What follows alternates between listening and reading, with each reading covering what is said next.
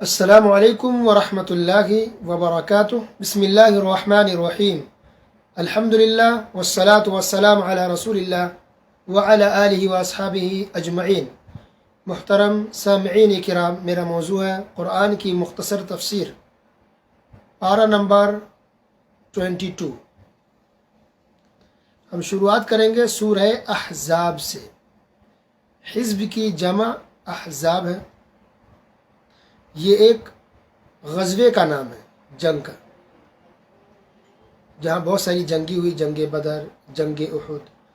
تو اسی طرح سے ایک جنگ کا نام ہے جنگ احزاب۔ اس کا دوسرا نام جنگ خندق بھی ہے، کیونکہ اس جنگ کے اندر خندق کھودی گئی تھی، یعنی گڑھا کھودا گیا تھا زمین میں، اس لیے اس کا نام خندق بھی ہے۔ یہ غزوہ ہوا تھا سن 5 ہجری میں۔ یہودیوں نے سازش کر کے تمام مشرکوں اور کافروں کو آپس میں ملا لیا تھا، اور سب کے سب سارے کافر ایک ساتھ ہو گئے اور مسلمان اکیلے پڑ گئے۔ تو سارے کافر آ کر کے مدینے کو گھیر لیا اور چاہتے تھے کہ سارے مسلمانوں کو ختم کر دیں گے، ان کا نام و نشان مٹا دیں گے۔ اب مسلمان کم ہیں، مسلمان اکیلے ہیں، سارے کافر ایک ساتھ جمع ہو گئے، مل گئے سب کے سب، ان کی تعداد بہت زیادہ ہو گئی۔ تو اب کیسے لڑا جائے، کیا کریں، کیا تدبیر ہو؟ تو ایک صحابی تھے سلمان فارسی رضی اللہ تعالی عنہ، انہوں نے مشورہ دیا رسول اللہ صلی اللہ علیہ وسلم کو کہ ایسا کر دے کہ ہم خندق کھودتے، گڑھا کھودتے ہیں مدینے کے کنارے، بڑا سا گڑھا، تاکہ دشمن جو باہر سے اندر آنا چاہ رہا ہے وہ اندر مدینے کے اندر نہ آنے پائے۔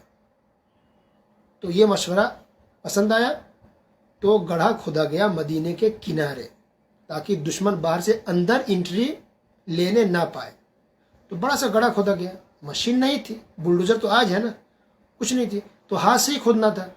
تو تمام صحابہ کرام مل گئے اور گڑھا کھودنے لگے اپنے ہاتھوں سے۔ خود رسول اللہ صلی اللہ علیہ وسلم بھی اپنے ہاتھوں سے گڑھا کھودتے تھے، اور کئی دن تک گڑھا کھودتے رہے صحابہ کرام اور رسول اللہ صلی اللہ علیہ وسلم، یہاں تک کہ کھانے پینے کی ساری چیزیں ختم ہو گئی، کچھ نہیں تھا کھانے کو۔ صحابہ کرام نے اپنے پیٹوں پر پتھر باندھ لیا، بھوک کی وجہ سے پیٹ اندر چلا گیا، کھانے کو کچھ نہیں، پینے کو کچھ نہیں، پریشان حال ہے، خندق کھود رہے ہیں، سامنے دشمن ہے، دشمن کا حملہ، ہر طرف سے ڈر، خوف، پریشانی کا عالم، پتہ نہیں کب گھس جائے مدینے کے اندر، سب کو ختم کر دے، مار دے، پریشان ہے۔ خود رسول اللہ صلی اللہ علیہ وسلم کے پاس بھی کھانے کو کچھ بھی نہیں ہے، آپ کا پیٹ بھی بالکل خالی ہو گیا، آپ صلی اللہ علیہ وسلم نے بھی پیٹ پر پتھر باندھ لیے۔ رسول اللہ صلی اللہ علیہ وسلم پیٹ پر پتھر باندھے ہوئے، کھانے کو کچھ نہیں ہے، صحابہ کرام بھی پیٹ پر پتھر باندھے ہوئے، کھانے کو کچھ بھی نہیں ہے، سامنے دشمن بھی ہے، جان کا بھی خطرہ ہے۔ وہ کیفیت، وہ خوف کا عالم بن گیا تھا۔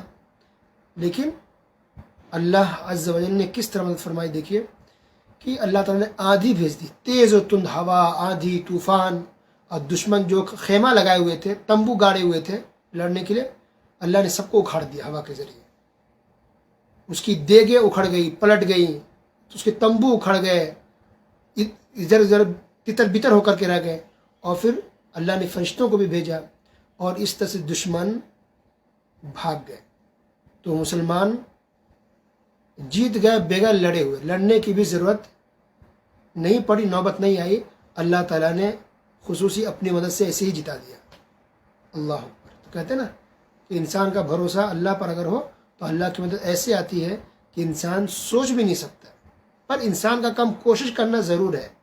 تو دیکھیے رسول اللہ صلی اللہ علیہ وسلم سب نے کوشش کی، گڑھا کھودا، اتنی محنت اٹھائی، تکلیف اٹھائی، تو ہمیں نہیں پتا کہ اللہ کی مدد کب آئے گی، کیسے آئے گی، کس صورت میں آئے گی، اس لیے اللہ نے کہیں بھی نہیں کہا ہے، اور رسول اللہ نے صلی اللہ علیہ وسلم کہیں نہیں کہا کہ انسان ہاتھ پاس بیٹھے رہے اور توکل کر لے، بھروسہ، ایسا نہیں، ہاتھ پیر مارنا ہے، محنت کرنا ہے، کوشش کرنی ہے، روزی روٹی کمانے کے لیے، پیسے کے لیے، علم حاصل کرنے کے لیے، قرآن حدیث کو سیکھنے، ہر چیز کے لیے محنت کرنی ہے۔ اس کے بعد اللہ بھروسہ تو ہے ہی، لیکن محنت ضروری ہے، پھر اللہ اس محنت میں برکت دیتا ہے۔ اب اس آیت کی جو شروعات ہوتی ہے وہ اس طرح سے دیکھیے، اس صورت کی شروعات، یا ایھا النبی اتق اللہ ولا تطع الکافرین والمنافقین ان اللہ کان علیما حکیما، کہ اے نبی اللہ تعالیٰ سے ڈرتے رہنا اور کافروں اور منافقوں کی باتوں میں نہ آ جانا. اللہ تعالیٰ بڑے علم والا اور بڑی حکمت والا ہے. تو تقوی کی بات بہت آتی ہے قرآن کے اندر. کیا مطلب ہے تقوی؟ تو تقوی کی جو ڈیفینیشن ہے، تعریف سب سے اچھی یہ ہے کہ تقوی کا مطلب ہوتا ہے اللہ کی اطاعت، اللہ کی دی ہوئی روشنی کے مطابق کرنا، اور اللہ سے ثواب کی امید رکھنا، اور نافرمانی سے بچتے رہنا اللہ کی دی ہوئی روشنی کے مطابق، اور اللہ کے عذاب سے ڈرتے رہنا. اس کو کہتے ہیں تقوی. سمجھ گئے؟ یعنی اللہ کی دی ہوئی روشنی، یعنی اللہ نے جو طریقہ بتایا اسی کے مطابق اطاعت کرنا ہے، عبادت کرنی ہے. اللہ اور اس کے رسول کی اللہ اس کے رسول کی فرما برداری کرنی ہے، فالو کرنا ہے اللہ کو، اس کے رسول کو. تو یہ فالو کرنا یعنی بات ماننا، ایک بات ہو گئی. دوسری بات کہ اللہ اور اس کے رسول کی نافرمانی سے بھی بچنا ہے، یعنی گناہوں سے بچنا ہے. کن گناہوں سے؟ جو گناہ بتا کہ ہاں یہ گناہ ہے، یہ حرام ہے، جو بھی گناہ ہے سب سے بچنا ہے، اور اللہ سے ڈرتے رہنا ہے. یہ تین باتیں ہیں، اسی کا نام ہے تقوی. تو تقوی صرف ظاہری چیز کا نام نہیں. کوئی دکھنے میں لگے ہاں متقی پرہیزگار انسان ہے تو اس سے تقوی متقی نہیں ہوتا انسان. کسی کا زمین ہڑپ کر کے بیٹھا ہے، کسی کا مال کھا کے بیٹھا ہوا ہے، سودی لین دین کر رہا ہے، سود کھاتا ہے انسان. بہت سے لوگ جو سود کی جو پیکیج نکلتے ہیں، پالیسی اسکیم ہے، 50,000 جمع کریں 1 لاکھ ملے گا، 1 لاکھ جمع کریں 10 سال کے بعد 2 لاکھ ملے گا. بیٹی پیدا ہوئی اس کے نام پہ پیسے جمع کر دیں، شادی کے وقت آپ کو 10 لاکھ ملے گا. یہ سب سود ہے، حرام ہے. ایسا کرنے والا انسان کبھی متقی پرہیزگار نہیں ہو سکتا. چاہے لاکھ نمازی ہو، تہجد گزار ہو، اور اس کی پیشانی پہ نشان آئے گا نماز کے، متقی نہیں ہو سکتا. کیونکہ نماز روزے کے ساتھ ساتھ حرام چیزوں سے بچنا بھی ضروری ہے متقی انسان کے لیے. ٹھیک ہے. اگلی جو آیت ہے وہ یہ ہے وَاتَّبِعْ مَا يُوحَىٰ إِلَيْكَ مِن رَبِّكَ إِنَّ اللَّهَ كَانَ بِمَا تَعْمَلُونَ خَبِيرًا. اللہ تعالیٰ نبی کو یہ رہا کہ اے نبی آپ پیروی کیجئے، فالو کیجئے ان چیزوں کو جو اللہ نے وحی کیا ہے، آسمان سے نازل کیا ہے. اللہ اکبر. تو نبی کو یہ حکم تھا کہ اللہ کی باتوں کو مانے، جو اللہ نے اتارا آسمان سے اس کو فالو کرنا ہے. تو آج ہم اور آپ یہ کیسے کہہ دیتے ہیں اتنی آسانی سے؟ جب بتایا قرآن میں یہ لکھا ہے، حدیث میں لکھا ہے، پھر بھی لوگ کہتے ہیں نہیں فلاں صاحب تو یہ کہہ رہے ہیں، فلاں حضرت تو یہ فرما رہے ہیں، فلاں کتاب میں ہم نے یہ پڑھا ہے، فلاں کتاب میں یہ بات یہ لکھی ہوئی ہے، باپ دادا نے ایسا کیا، ہمارے سوسائٹی میں ایسا ہوتا ہے. استغفر اللہ. اللہ اس کے رسول کے سامنے کسی کی کوئی بات نہیں مانی جاتی. فالو کرنا اللہ اس کے رسول کو، نہ کہ اس کو یا اس کو. اس کے بعد دیکھیے اللہ تعالیٰ نے کہا کہ ہم نے کسی انسان کے دل میں، کسی انسان کے سینے میں 2 دل نہیں بنائے. اس کی تفسیر میں مفسرین نے لکھا ہے کہ ایک منافق نے کہا تھا کہ میرے سینے میں 2 دل ہیں. ایک دل سے میں مسلمانوں سے محبت کرتا ہوں، اللہ سے محبت کرتا ہوں، اور دوسرے دل سے میں مشرکوں کے ساتھ بھی ہوں. تو اللہ نے کہا کہ نہیں، ہم نے تو انسان کے سینے میں 2 دل تو بنایا ہی نہیں ہے. ہر انسان کے سینے میں ایک ہی دل ہے. اللہ اکبر. پھر اللہ نے کہا اسی آیت کے اندر کہ کسی بھی منہ بولے بیٹے کو اللہ نے حقیقی بیٹا نہیں بنایا. منہ بولا بیٹا یعنی کچھ ہوتا ہے نا، اس کو منہ بولا یعنی گود لے لیتے ہیں، ایک بیٹا مان لیتے ہیں، گھر میں رکھتے ہیں، پرورش کرتے ہیں. کوئی اناتھ ہوتا ہے، کوئی یتیم بچہ ہوتا ہے، کسی بھی طرح سے ہو، تو حقیقی بیٹا نہیں ہے نا، منہ بولا بیٹا ہے. تو حقیقی بیٹا وہ نہیں ہو سکتا. اللہ نے اس کو حقیقی بیٹا نہیں بنایا. اس لیے جو اصلی باپ کو اس کا اصلی باپ مانا جائے، کسی دوسرے کو نہیں مانا جائے، یہ اسلام کے خلاف ہے. اور اس کی اگلی آیت نمبر 5 میں اللہ نے پھر اور بھی صاف کر دیا کہ جو اس کا باپ نہیں ہے بچے کا، تو اس کی طرف اس کو نسبت کر کے پکارنا صحیح نہیں ہے، بلکہ بچے کا جو اصلی باپ ہے اسی کی طرف نسبت کر کے اس کو بلایا جائے. لہذا جو لوگ گود لیتے ہیں بچے کو، یاد رکھیں اس کا جو اصلی باپ ہے وہی بتایا جائے. کوئی پوچھے اس کا باپ کون ہے تو فلاں ہے. تو زید بن حارث رضی اللہ تعالی عنہ کو نبی صلی اللہ علیہ وسلم نے آزاد کر کے اپنے پاس رکھ لیا تھا. تو یہ منہ بولے بیٹے تھے، حقیقی بیٹے نہیں تھے، لیکن لوگ ان کو نبی صلی اللہ علیہ وسلم کا حقیقی بیٹا کی طرف پکارتے تھے، کہتے کہ زید بن محمد صلی اللہ علیہ وسلم. تو اس سے منع کیا گیا نہیں، غلط ہے، وہ تو حقیقی باپ نہیں ہے. تو زمانہ جاہلیت میں ایسا ہوتا تھا، اسلام نے اس سے منع کیا. اس کے بعد اللہ نے کہا النبی اولی بالمؤمنین من انفسہم وازواجہ امہاتہم، کہ محمد صلی اللہ علیہ وسلم نبی مومنوں کے جان سے بھی زیادہ نبی اس کے حقدار ہے. یعنی ہمارے اوپر جتنا ہمارا حق ہے نا، اس سے زیادہ ہمارے نبی کا حق ہے ہمارے اوپر. اللہ اکبر. ہم سے زیادہ حق ہم پر ہمارے نبی صلی اللہ علیہ وسلم کا ہے. وازواجہ امہاتہم، اور نبی صلی اللہ علیہ وسلم کی بیویاں مسلمانوں کی ماں ہیں. اس لیے کہتے ہیں نا उम्मुल मोमिनीन आयशा रजी अल्लाह तआला अन्हा ने ये कहा। तो उम्मुल मोमिनीन है, बीवियाँ उम्महातुल मोमिनीन है, हम मुसलमानों की माँ है। नबी करीम सल्लल्लाहु अलैहि वसल्लम ने इरशाद फरमाया, ला युमिनु अहदुकुम हत्ता अकून हब्ब इलैहि मिन वालिदिही व वलदिही, कि तुम में से कोई इंसान उस वक्त तक मोमिन नहीं हो सकता जब तक कि उसके नज़दीक मैं उससे और उसके माँ बाप से भी ज़्यादा महबूब न हो जाऊँ। यानी हमारे दिलों में हमारे माँ बाप से भी ज़्यादा, बल्कि ख़ुद हमसे भी ज़्यादा मोहब्बत किससे होनी चाहिए? मुहम्मद रसूलुल्लाह सल्लल्लाहु अलैहि वसल्लम से होनी चाहिए। तब जाकर के हम हकीकी मोमिन और मुसलमान हो सकते हैं। अब इन बातों का अंदाज़ा कब होता है कि हमारे दिल में वाकई कितनी मोहब्बत है? हमारे आमाल से, हमारे काम से, हमारी सोच से, हमारे आमाल से हम कितना करते हैं, कितना फॉलो करते हैं नबी को। आज इंसान अपनी चीज़ को लेकर के, अपनी तकलीफ को लेकर इंसान आग बगोला हो जाता है, ठीक है। रसूल की नाफरमानी हो रही है, अल्लाह की नाफरमानी को रसूल के खिलाफ बोल रहा है, उसको कुछ नहीं होता, कोई फ़र्क नहीं पड़ता है, बोलता जाने दो, अस्तगफिरुल्लाह, गोया कि ईमान हमारा कमज़ोर है। दूसरी हदीस में है, ला युमिनु अहदुकुम हत्ता यकूना हवाहु तबअन लिमा जिअतु बिह, तुम में से कोई इस वक्त तक मोमिन नहीं हो सकता जब तक कि वो अपनी ख्वाहिश मेरी लाई हुई शरीयत के मुताबिक न करते। हमें हमारे दिल में क्या चलता है, हमारी क्या ख्वाहिश है, हमारी पसंद नापसंद क्या है, वो नहीं, वो सारी चीज़ें नबी की पसंद नापसंद और नबी की शरीयत और नबी के हकाम के मुताबिक होनी चाहिए, तब जाकर के हम मोमिन हो सकते। उसके बाद अल्लाह ने कहा उलुल अज़्म रसूल के बारे में। उलुल अज़्म रसूल 5 है, नूह अलैहिस्सलाम, इब्राहीम अलैहिस्सलाम, मूसा अलैहिस्सलाम, ईसा अलैहिस्सलाम और मुहम्मद रसूलुल्लाह सल्लल्लाहु अलैहि वसल्लम। इन तमाम रसूलों में सबसे टॉप पर ये 5 रसूल हैं। और फिर इन 5 में भी सबसे टॉप पर कौन है? हमारे आखिर रसूल मोहम्मद सल्लल्लाहु अलैहि वसल्लम।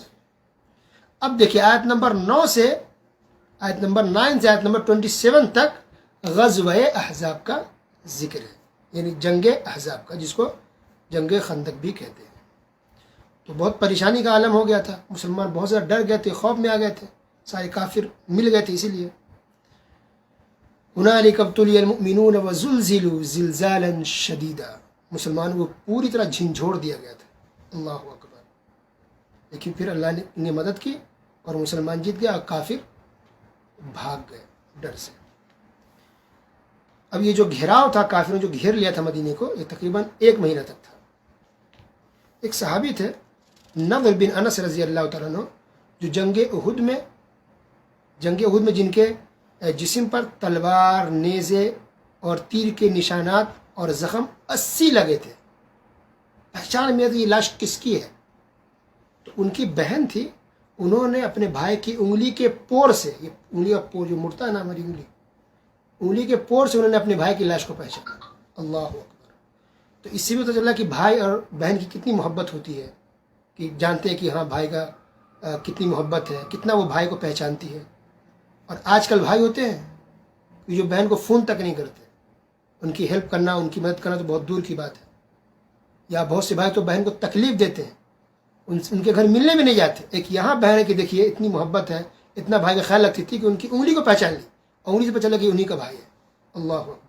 तो इस्लाम ने रिश्ता निभाने को कहा है, भाई बहन, माँ बाप, फूफी, खाले, सब गहरे खूनी रिश्ते हैं, इसका ख्याल रखना ज़रूरी है। और इसी तरह भी पता चला कि सहाबा किराम कितनी मोहब्बत करते थे अल्लाह से, कितनी मोहब्बत करते रसूलुल्लाह से, कि अपनी जान दे देते, जिसमें ऊपर ज़ख़म लग जाते उसकी परवाह नहीं करते, कि जान चली जाए मंजूर है, मगर हमारे इस्लाम को नुकसान नहीं पहुँचना चाहिए। ये उनका ईमान था। अल्लाह अकबर। तो वो लोग जान दे सकते थे, आज हम वक्त नहीं दे सकते।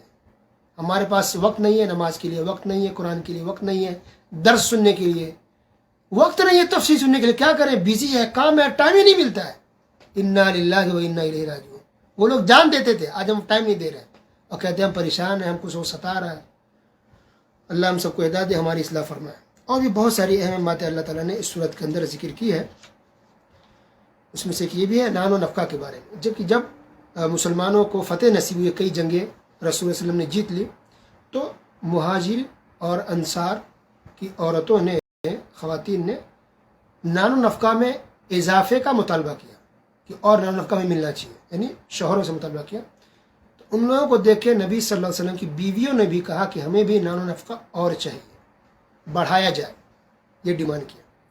تو اللہ سبحانہ و تعالیٰ نے آسمان سے قرآن کی آیت نازل فرما دی اور کہا کہ اے نبی کی بیویوں، اے نبی، کہا کہ اے نبی اپنی بیویوں سے کہہ دو کہ اگر تم دنیا کی زندگی چاہتی ہو اور دنیا کی زینت چاہتی ہو تو آؤ میں تمہیں کچھ دے دلا کے تمہیں اچھی طرح سے رخصت کر دیتا ہوں، لیکن اگر تم اللہ اس کے رسول کو چاہتی ہو تو پھر اللہ نے تمہارے لیے بہت بڑا انعام آخرت کے لیے تیار کر رکھا ہے۔ یہ آیت نازل ہوئی تو رسول اللہ صلی اللہ علیہ وسلم یہ آیت سب سے پہلے عائشہ رضی اللہ تعالیٰ عنہ کو سنایا اور کہا کہ دیکھو تمہیں اختیار ہے، چاہو تو میری زندگی سے جا سکتی ہو، لیکن یہ فیصلہ تم اکیلے مت کرنا، اپنے ماں باپ سے مشورہ کر لو، اس کے بعد مجھے آرام سے بتاؤ کہ کیا چاہتے ہو۔ تو عائشہ رضی اللہ تعالیٰ کی بیوی، اللہ کتنی محبت ہے، کہا کہ اللہ کے رسول صلی اللہ علیہ وسلم میں اپنے ماں باپ سے مشورہ کرنے جاؤں آپ کے بارے میں؟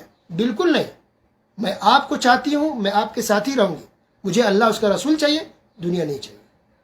پھر رسول اللہ صلی اللہ علیہ وسلم نے دوسری بیویوں کے پاس بھی گئے اور ان کو یہ آیت پڑھ کے سنا تھی اور ان سب سے کہا کہ ٹھیک ہے اپنے گھر والوں سے میکے سے مشورہ کر لو، پھر مجھے بتانا، مجھے کوئی جلدی نہیں ہے۔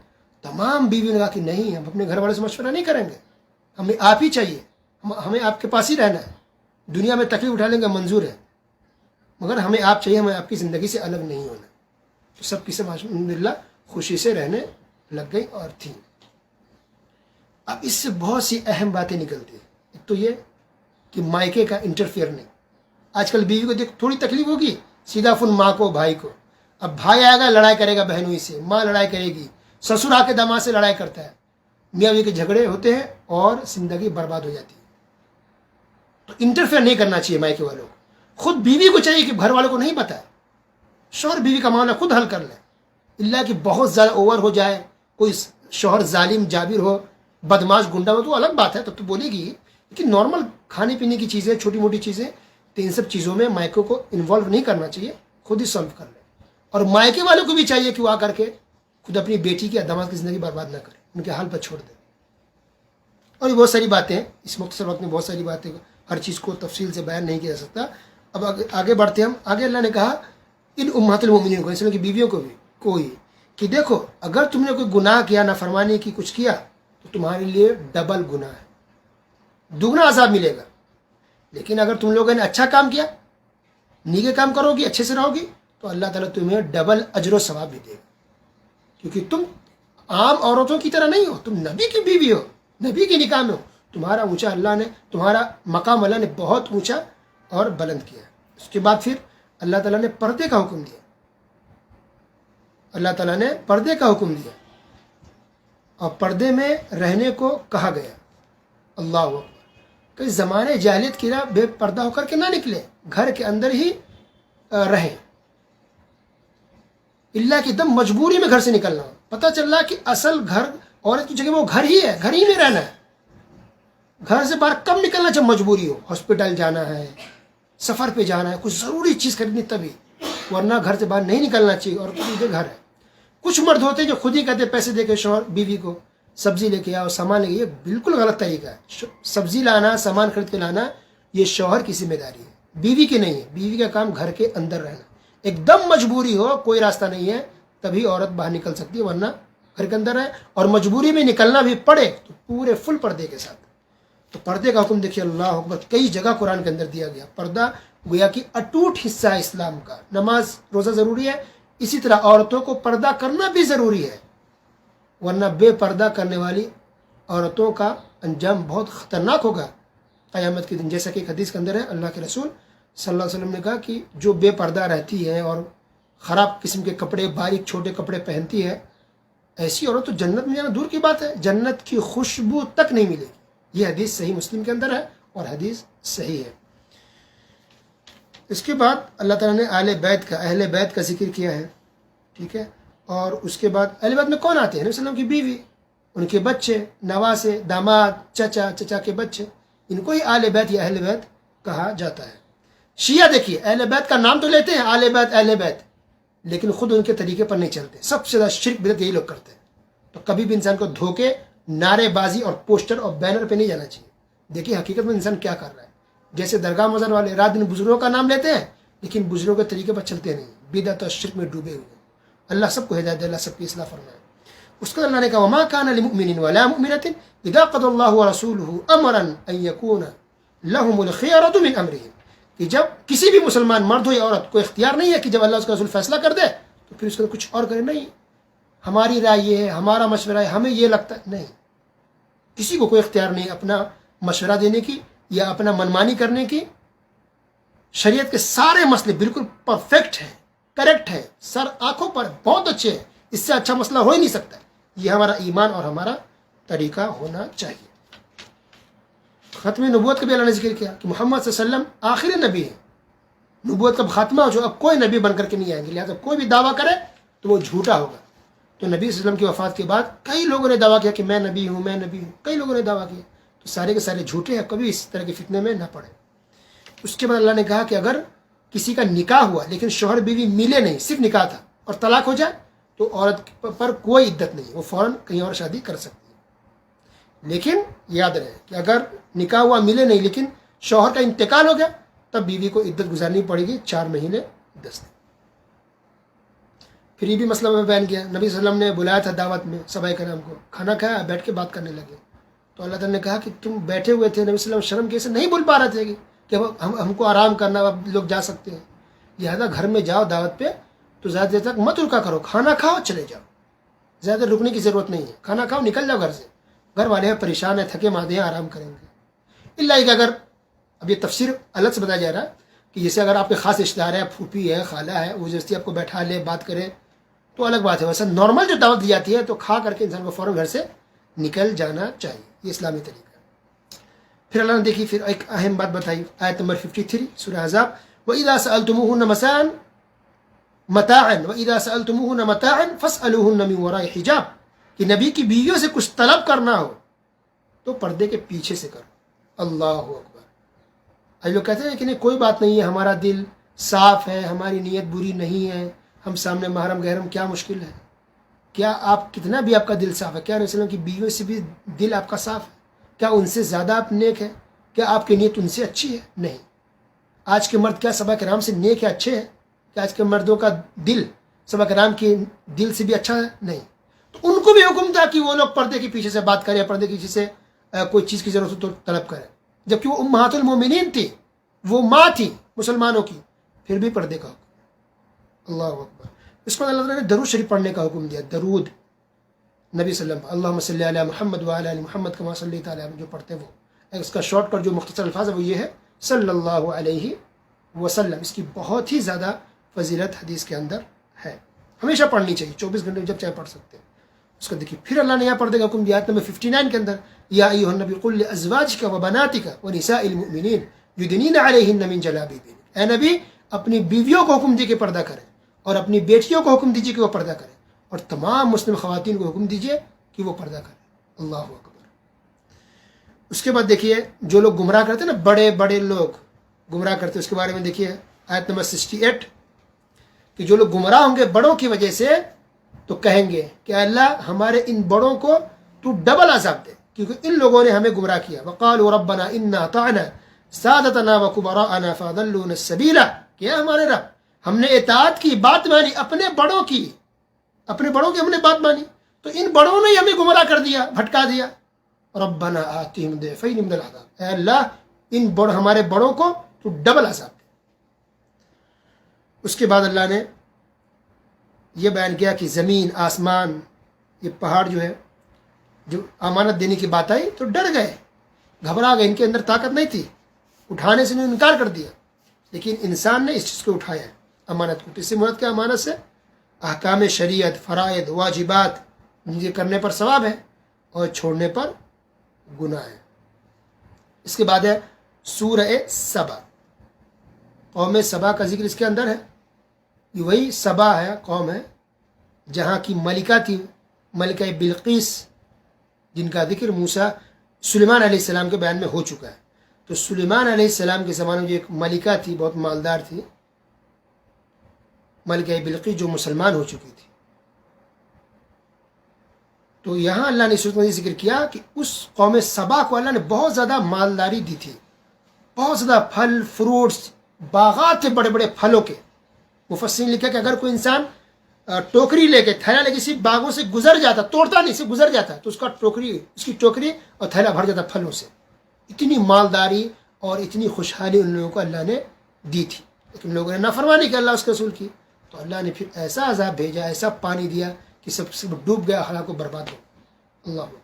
اللہ تعالیٰ نے اس کے اندر سلیمان علیہ السلام کا بھی ذکر کیا. سلیمان علیہ السلام کی موت کا، وفات ہو گئی، جنوں کو پتہ نہیں، انسانوں کو پتہ نہیں، جن کام کر رہے ہیں سامنے، ان کو لگا کہ سلیمان علیہ السلام زندہ ہے، اور جن کام کر رہے تھے، ڈیوٹی لگی تھی کام کی، اور لکڑی کا ٹیک لے کر کے سلیمان علیہ السلام کھڑے تھے، اسی حالت میں موت ہو گئی. لیکن جب لکڑی ٹوٹی، جب کیڑا نے لکڑی کو کھا لیا، لکڑی جب ٹوٹ گئی جس پر ٹیک لگائے ہوئے تھے سلیمان علیہ السلام، تو سلیمان علیہ السلام زمین پر گر گئے. زمین پر گرے تب پتہ چلا جنوں کہ اچھا سلیمان علیہ السلام کا انتقال ہو چکا ہے. فلما خر تبینت الجن، سلیمان علیہ السلام گرے تو جنوں کو پتہ چلا کہ سلیمان علیہ السلام کی وفات ہو چکی ہے.